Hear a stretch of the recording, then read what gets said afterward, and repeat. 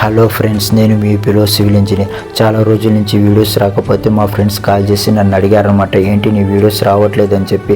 అసలు ఏమైందంటే మా సార్ ఏమో లీవ్లో ఇంటికి వెళ్ళిపోయారు. ఇప్పుడు నన్ను సైట్ ఇన్ఛార్జ్గా చేశారనమాట. సైట్ ఇన్ఛార్జ్ అంటే మామూలు విషయం కాదు.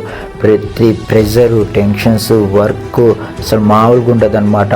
అది మా సారు ఉంటే తను సగం నేను సగం చూసుకునే వాళ్ళం. ఇప్పుడు భారం మొత్తం నా మీదే పడింది. ఇది మా సార్ బొలవరు అనమాట. ఆయన ఇంటికి వెళ్ళగానే నాకు ఇచ్చేశారు. ఇప్పుడు చూడండి, నైట్ 12:30 అయింది.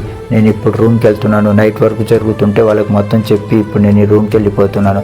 మా డీజీఎం సార్ ఒకటే అన్నారు, పిలిచి నన్ను, నువ్వు సైట్ హ్యాండిల్ చేయగలవు, ఆ నమ్మకంతోనే నేను నీకు ఇస్తున్నానని చెప్పారు. నిజం చెప్తున్నాను, ఆయన నమ్మకాన్ని నేను నిలబెడతాను.